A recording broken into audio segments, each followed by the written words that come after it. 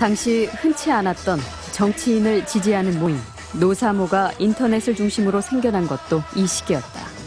기존의 정치인이라 그러면 거짓말 잘하고 결국 그냥 대통령, 국회의원이나 뭐 이런 거 당선될 때는 뭐든지 할 것처럼 얘기하지만 결국은 그렇지 않잖아요. 그리고 자기 몸 보신한다고 그러나 그런 것만 우선으로 하는데 그런 거 전혀 상관하지 않고 자기 할 말 하고 우리가 하고 싶은 말 대변하는 모습 속에서 좀 다르다. 다른 사람이 하나 나타났다. 이렇게만 생각합니다. 마지막 2000년 선거는 그 이전에 또 종로에서 당선됐기 때문에 지역구가 종로에 있는데 훨씬 유리한 곳인데 왜 그걸 버리고 부산으로 가냐. 바보 이렇게 붙여줬죠. 내가 그동안에 사람들이 나한테 붙여줬던 별명 중에서 제일 마음에 드는 별명입니다.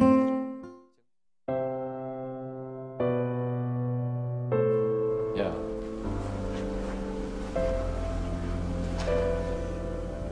그때 돼지저금통 나누어주고 거두고 돈 보내고 학제버스 보내고 그랬던 사람들이 지금 내가 하는 것을 보고 어떻게 평가하고 있을까? 불안하죠. 뜨거운 박수로 맞아주시기 바라겠습니다. 그리고 노무현의 가장 큰 도전이 시작되었다. 이 손가락을 기억하십니까? 92년 이래 이 손가락은 민주당을 말하는 것이었습니다. 그런데 오늘 이 자리에 이 손가락은 기호 2번 노무현입니다. 이대로 결정하십시다.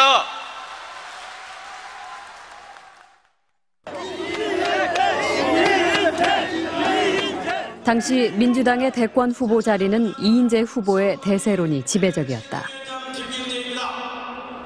대세 논의라는 것은 그 끝에 만들어진 이론이 아니고 그냥 대세인 것입니다. 내가 대통령 후보가 된다는 것만 해도 큰 개혁이다 라고 말씀하셨는데 저희들은 그때 이길 수 있다는 생각까지는 감이 못한 것 같아요.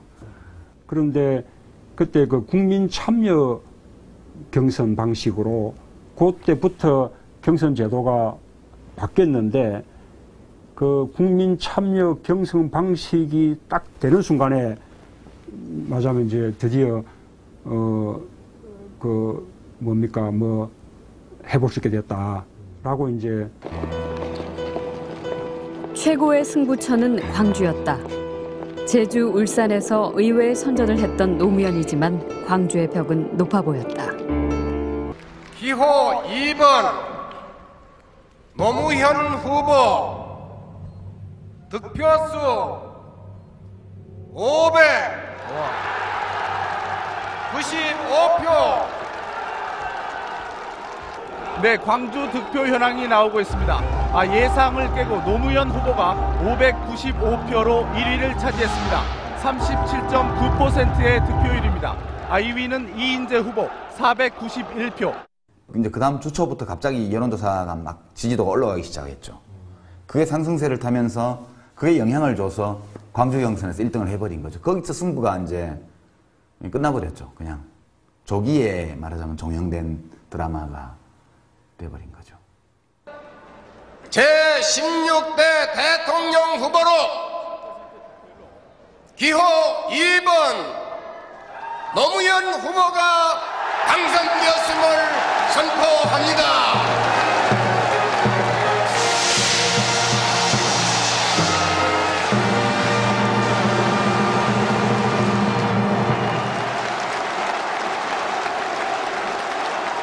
하지만 경선에서의 승리는 또 다른 고비의 시작이었다.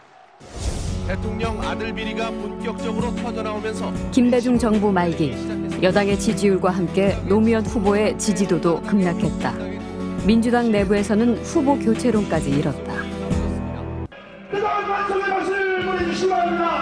대통령 선거가 가까울수록 이회창 후보 대세론이 거세게 몰아치던 상황.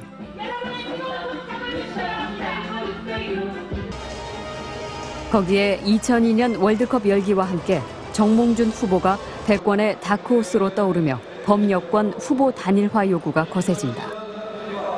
정몽준 의원이 가세한 4자 대결에서는 이회창 29.2, 정몽준 27.8, 노무현 18.3, 권영길 2.6%로 이회창 후보의 지지율이 가장 높았습니다.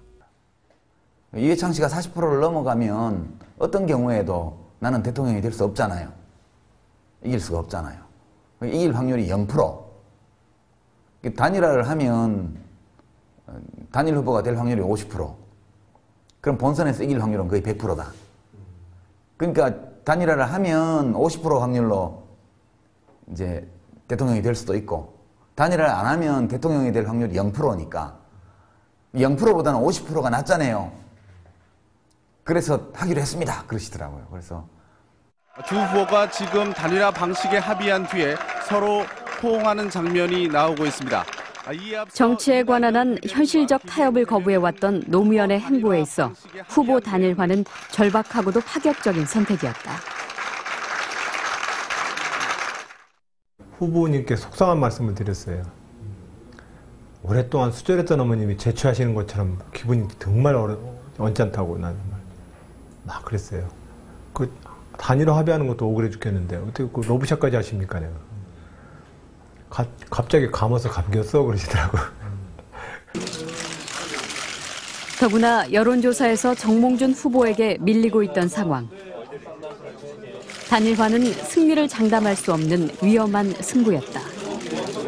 언론 발표는 한 5분 전쯤 대통령을 통해서 들었어요. 집에서 있는데 대통령이 전화 와가지고 제가 이긴 것 같습니다. 고맙습니다. 그 얘기를 하더라고요. 노무현 후보가 단일 후보로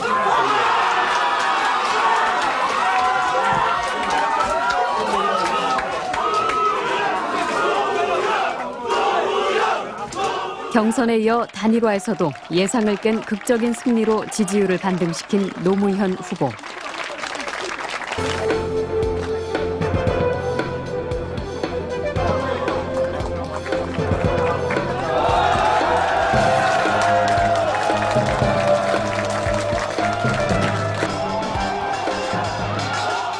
그 여세를 몰아 대한민국 16대 대통령에 당선된다.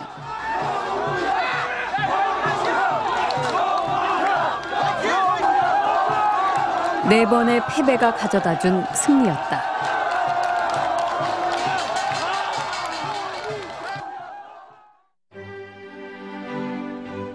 (2003년 2월) 새 대통령을 맞으며 청와대도 이전과는 다른 모습으로 바뀌기 시작했다.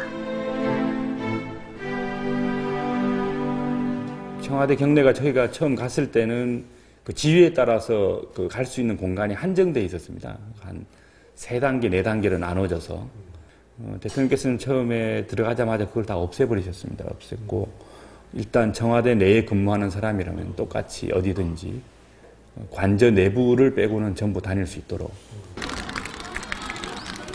노 대통령의 참여정부는 특권 없는 사회, 원칙과 상식이 통하는 깨끗한 사회를 기치로 내걸었다.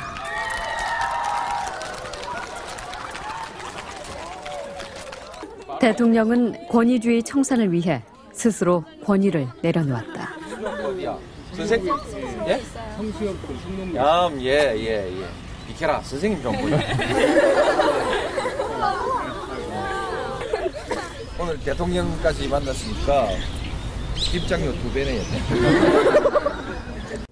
심지어 무슨 행사를 하는데 무슨 뭐 대통령한테 와서 대통령 담배를 얻어가서 피우는 사람도 있었으니까요. 그래요? 네, 그러니까 뭐 그런 거에 대한 이 권위의식이라든지 이런 건 참 없는 분위기셨죠. 그러고 그래서 보기 따라서는 우리나라 대통령직이 너무 수직적인 그 위치에 있거나 아니면 내가 너무 수평적 인간이어서 우리나라 대통령직에 좀 안 맞았거나 어쨌든 간에 그 점이 제일 힘든 대목이었습니다. 그런 것만 우선으로 하는데 그런 거 전혀 상관하지 않고 자기 할 말 하고 우리가 하고 싶은 말 대변하는 모습 속에서 좀 다르다. 다른 사람이 하나 나타났다. 이렇게만 생각. 마지막 2000년 선거는 그 이전에 또 종로에서 당선됐기 때문에 지역구가 종로에 있는데 훨씬 유리한 곳인데 왜 그걸 버리고 부산으로 가냐. 이제 바보. 이렇게 붙여줬죠. 내가 그동안에 사람들이 나한테 붙여줬던 별명 중에서 제일 마음에 드는 별명입니다.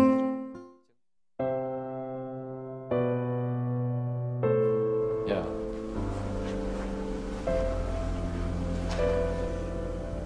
그때 돼지저금통 나누어주고 거두고 돈 보내고 학접어서 보내고 그랬던 사람들이 지금 당시 흔치 않았던 정치인을 지지하는 모임, 노사모가 인터넷을 중심으로 생겨난 것도 이 시기였다. 기존의 정치인이라 그러면 거짓말 잘하고 결국 그냥 대통령, 국회의원이나 뭐 이런 거 당선될 때는 뭐든지 할 것처럼 얘기하지만 결국은 그렇지 않잖아요. 그리고 자기 몸 보신한다고 그러나 내가 하는 것을 보고 어떻게 평가하고 있을까? 불안하죠. 뜨거운 박수로 맞아주시기 바라겠습니다. 그리고 노무현의 가장 큰 도전이 시작되었다. 이 손가락을 기억하십니까?